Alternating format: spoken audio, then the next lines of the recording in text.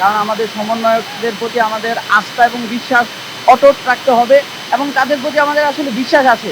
আমরা যে কাজগুলো করি অনেক ঝুঁকিপূর্ণ কাজ করি, এটা ট্রাফিকের কাছে এমন কোনো আমার কাছে ঝুঁকি মনে হচ্ছে না।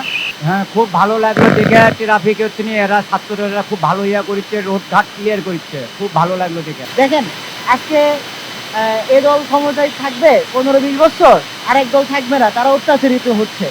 আবার তারা 15-20 বছর আসবে, ওদেরকে অত্যাচারিত করবে।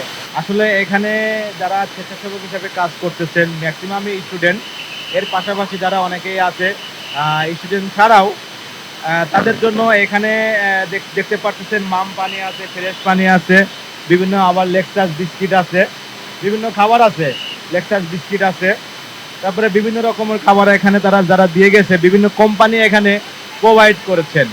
আসলে এখানে যারা কাজ করতেছেন রোদ্রুর মধ্যে, তারা এখানে এই কাজটা কখনোই তারা করে নাই। বাস আজ এই ছাত্র আন্দোলন বৈষম্য, এই স্বাধীন দেশটাকে নতুনভাবে স্বাধীন করার পরে, যেহেতু এখন এই এই গুলশান একে একটা জনবহুল একটা রাস্তা, যেখানে পর্যাপ্ত পরিমাণ বাস গাড়ি এখানে যাতায়াত করে, সেটা মেনটেন করার জন্য স্বেচ্ছায় ছাত্ররা এসে মেনটেন করতেছে। তাদের জন্য এই খাবার ব্যবস্থা আশপাশে কোম্পানি যারা আছে তারা এখানে দিয়ে গিয়েছেন।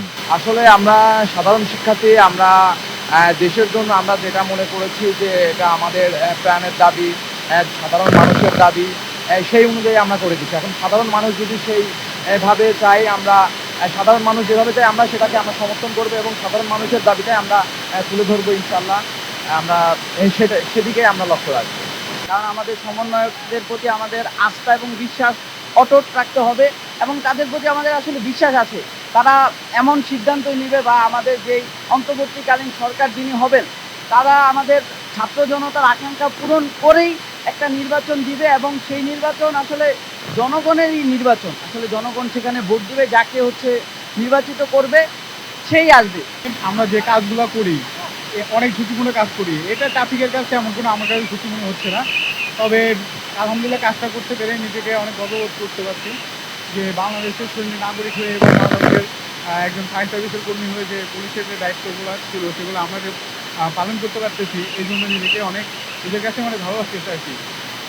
এছাড়া জনগণ আমাদেরকে অনেক ভালোবাসা দিয়েছে, যে ভালোবাসার বিনিময়ে আমরা সারাদিন খেয়ে না খেয়ে দাঁড়িয়ে থেকে রোদের মধ্যে বৃষ্টির মধ্যে পড়ে আমরা এই যে কাজগুলো করতেছি। হ্যাঁ, খুব ভালো লাগলো দেখে ট্রাফিক হচ্ছে নি এরা ছাত্ররা খুব ভালো করছে, রোড ঘাট ক্লিয়ার করছে, খুব ভালো লাগলো দেখে। আমরা ছাত্র সমাজ যেহেতু একটা নতুন ভাবে, নতুন রূপে দেশে আসছে, মানে দেশটা তৈরি হচ্ছে, সেহেতু আমরা চাই যে নতুনভাবে সব কিছু তৈরি হোক, পুরাতন কোনো কিছু না। পুরাতন কোনো আমরা দল, বিরোধী দল, বৈধ দল বা অবৈধ দল বা বিরোধী দল, এরকম আমরা কোনো কিছু চাই না। দেখেন আজকে এ দল ক্ষমতায় থাকবে 15-20 বছর, আরেক দল থাকবে না, তারা অত্যাচারিত হচ্ছে। আবার তারা 15-20 বছর আসবে, ওদেরকে অত্যাচারিত করবে। রাইট না রং? করবে কিন্তু ভাই, এটা স্বাভাবিক ব্যাপার। তো এইগুলোর জন্য আপনাদের হবে কি, জনসাধারণ খুবই অসুবিধার মুখে পড়বে। ঠিক আছে, এদের এদের অসুবিধাটা জনসাধারণ মনে করেন ভোগ করবে। তো আমরা সবাই চাই নতুন করে নতুন কিছু তৈরি হোক। আমরা একটা নতুন কিছু চাই, যেহেতু নতুনভাবে সব কিছু হচ্ছে। আপনারা দেখবেন ঢাকা শহরটা কিন্তু অতিষ্ঠ ছিল, কিন্তু রাস্তাঘাটে কিন্তু ইট পাথর অনেক ছিল, ছিল কি না? আপনারা একটা সময় কিন্তু মনে হচ্ছিল যে এই ইট পাথরগুলো সরাতেই অনেক দিন লেগে যাবে, যাবে কি না? কিন্তু এইগুলা কিন্তু আমাদের একদিনের ভিতরে কিন্তু ঢাকা ক্লিয়ার হচ্ছে।